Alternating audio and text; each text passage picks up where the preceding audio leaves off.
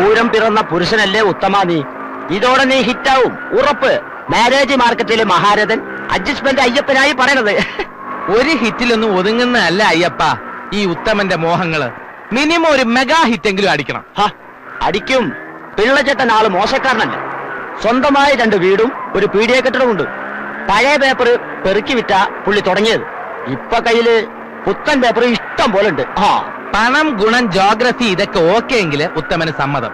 അതല്ല വല്ല അലന്ന കേസുവാണെങ്കിൽ അഡ്ജസ്റ്റ്മെന്റ് അയ്യപ്പന്റെ അവസാനത്തെ അഡ്ജസ്റ്റ്മെന്റ് ആയിരിക്കും ഇത്. ഓക്കെ? എല്ലാം ഓക്കെയാണ്. പാർട്ടി ആഫീസിൽ വെയിറ്റ് ചെയ്യാൻ തുടങ്ങി നേരം കുറയായി. നീ വേഗം വണ്ടി വിടും.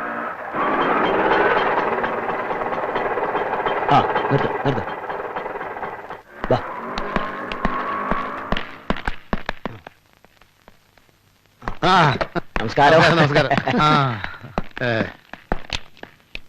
ഇരിക്കൂ. ഇതാണ് മിസ്റ്റർ ഉത്തമൻ, BA പാസ്ഡ് അവേ. ഇത് ഡോട്ടർ ഓഫ് ദ ഫാദർ, അതായത് പെണ്ണിന്റെ അച്ഛൻ അർജുനൻ പിള്ളൈ. പിള്ളയല്ല പിള്ള. പിള്ള. ഇത് മാമ. അത് നിന്റെ പണി. എടാ, പേര് പറയുമ്പോഴെങ്കിലും നിന്റെ ഈ അഡ്ജസ്റ്റ്മെന്റ് ഒന്ന് മാറ്റിക്കൂടെ? മാമയല്ല, മാമൻ.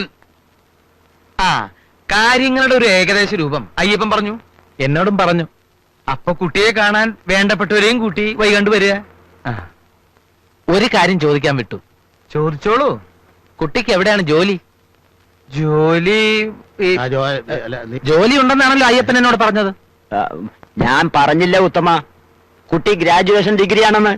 പിന്നെ പണി കിട്ടാൻ എന്ത് വിഷമവും. അതിപ്പോ ഡിഗ്രി എന്റെ കയ്യിലും ഉണ്ടൊരെണ്ണം. അതെന്റെ കയ്യിലുണ്ട്. ജയശ്രീ വെറും ഡിഗ്രിക്കാരി മാത്രമല്ല, ഗോൾഡ് മെഡലും കൂടി ഉണ്ട്. ഗോൾഡ് മെഡൽ ഉണ്ട്? അതെ, മെഡലുണ്ട്. ഓ, അതും എന്നോട് പറഞ്ഞില്ല.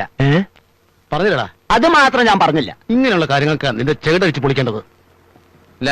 ഗോൾഡ് മെഡലൊക്കെ ഉള്ള സ്ഥിതിക്ക് ജോലിയിട്ട് എളുപ്പമായിരിക്കും അല്ലേ? പിന്നെ അതിനെന്താ സംശയമുണ്ടോ? എന്നാ പിന്നെ നല്ലൊരു ദിവസം നോക്കി ഞാൻ നിങ്ങളുടെ വീട്ടിലേക്ക് വരാം. ആയിക്കോട്ടെ. ജാതകായ പൊരുത്തായേ കമ്പ്യൂട്ടറായേ നമോ നമ.